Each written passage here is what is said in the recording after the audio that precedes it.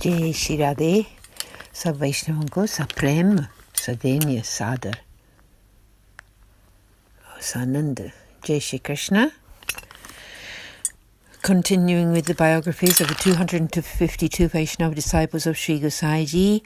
Today is day 221 and Varta 223, the story of the daughter of one Seth from Gujarat who was 10 and turned Sri Balakrishna Ji into Sri Madan Mohan Ji.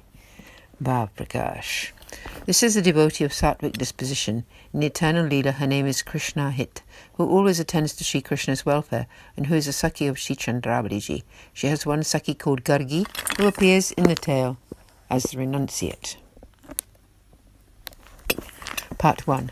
The Seth got his daughter married off, but her husband died after only 2 months had passed. The Seth felt great sadness. 1 month later, Sri Gosai Ji came to Gujarat, and the Seth was his disciple, and Sri Gosai Ji came to his house to stay. He told Sri Gosai Ji all about his daughter. His daughter came and prostrated to the Guru. Sri Gosai Ji asked her to bathe, and he immediately granted her the name and Brahmasambandh initiations. Then he presented her with the Swarupa of Sri Madan Mohan Ji, whom he had received from one Vaishnava. He said to her, "O my girl, you should now serve this Sri Thakurji very nicely. You do not need to go anywhere else." The girl was innocent and understood nothing.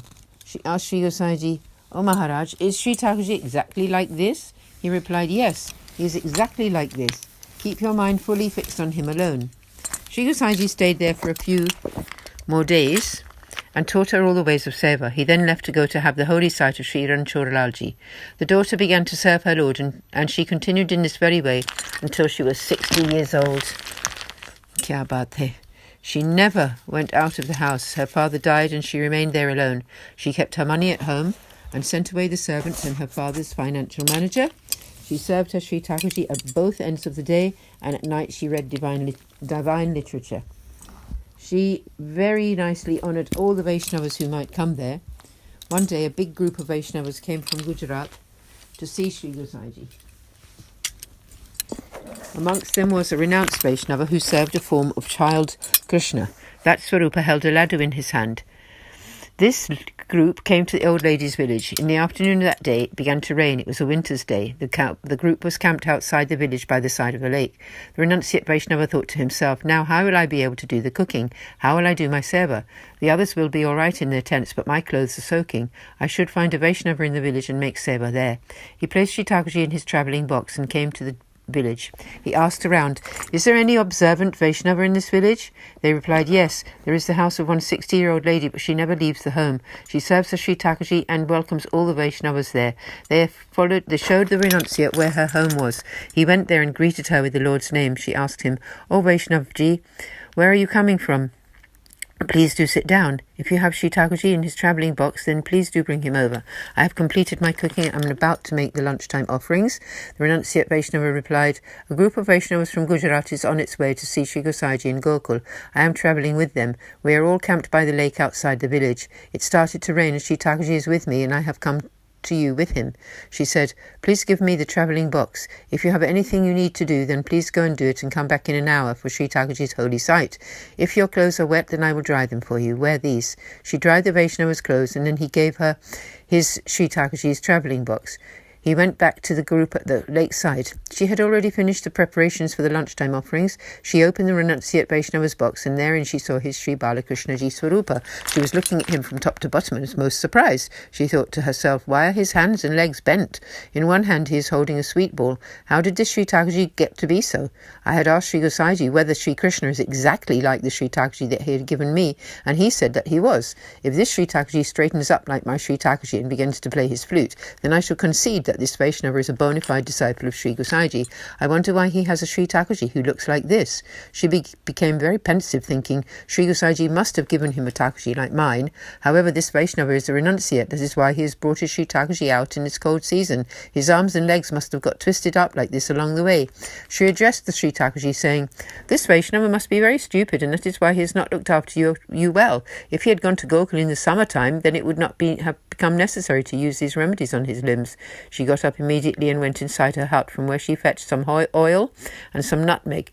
which she ground up into it. She put some musk into it as well and warmed it up on the coal stove. She fetched some soft cotton wool and placed Sri Thakurji on it comfortably. She began to massage his legs and body and spoke to him sweetly. "Oh, Maharaj, you have suffered a lot due to this cold season. Your arms and legs have got twisted up. Your Vaishnava did not know any better.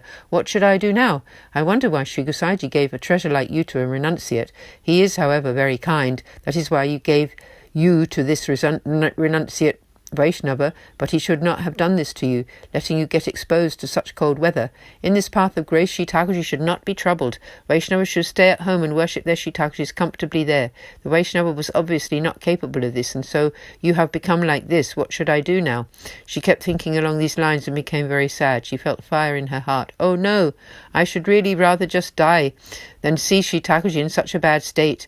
Pondering thus, she began to massage him with the oil. Sri Thakurji thought, "Oh my goodness, how innocent this lady is, and she is not going to give up until I straighten up my arms and legs.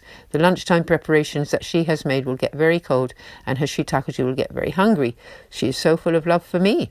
Sri Thakurji also became filled with love, and he straightened up his arms and legs. He stood up and began to play the flute in the Murali Manohar form. He made himself dark and beautiful like the old lady's own Sri Thakurji. She was overjoyed, thinking, "Now Sri Thakurji has become straight instead of bent. I have been wondering why he had become so bent up, and indeed now he has become the beautiful flute player, just like my Sri Thakurji." She dressed him in some cotton wool padded clothes, vest, bonnet, skirt and quilt, and put a small stove next to him. She cooked some halwa made from almonds and musk and offered it to him for lunch. She put a large plate in front of her Sri Thakurji with yogurt, sweets and lots of different preparations. She spoke to the renunciate Vaishnava's Sri Thakurji, saying, "Oh Maharaj, I know you like yogurt a lot, but your limbs were bent and you have only just got better. Please only eat warm preparations for a few days until your body gets stronger, and then I shall feed you lots of yogurt. Do not worry, I shall keep your renunciate Vaishnava in my house until the cold season is over. For now, please do not eat the cooling dishes." In this most loving way, she spoke to the Sri Thakurjis and made the offerings. She closed the curtain for them to eat and began to wash the dishes she had used. After the allotted time, she accepted the offerings back as prasad, gave them warm water to wash their mouths with, and fed them palm leaf parcels. She called the renunciate Vaishnava to have the holy sight of the Rajbhog Aarti. His Sri Thakurji was wrapped up in a quilt, and so the renunciate Vaishnava did not realize that his Thakurji had become a standing deity. The old lady settled them down to their afternoon rest and fed Mahaprasad to the Vaishnava. She also fed the cow before partaking of prasad herself. Afterwards, she made their seva from Uttapan up to Sen and then settled them down to rest for the night. She covered the renunciate Sri Thakurji with 2 duvets and then came out of seva. She fed the Vaishnava with Mahaprasad from the evening services and then began to read from the scriptures until halfway through the night. The Vaishnava felt very pleased and said to the old lady, "You are so very fortunate. You get to do seva all day and then read divine discourse at night. All glories to you." The old lady replied, "You must be tired from your journey here. Now do take rest." She spread out some bedding for him and he asked her to make sure to wake him up early in the morning. "Please make the early morning seva and then I shall take back my Sri Thakurji. All the Vaishnavas will be travelling onwards." She said, "Oh Vaishnava, please stay an extra week or so in my house. It is cold weather now." So we'll pause the story here for today and carry on tomorrow. आज के आनंद की जय, श्री गोसाई जी की जय, सब वैष्णवों को जय श्री कृष्ण, जय जय श्री राधे।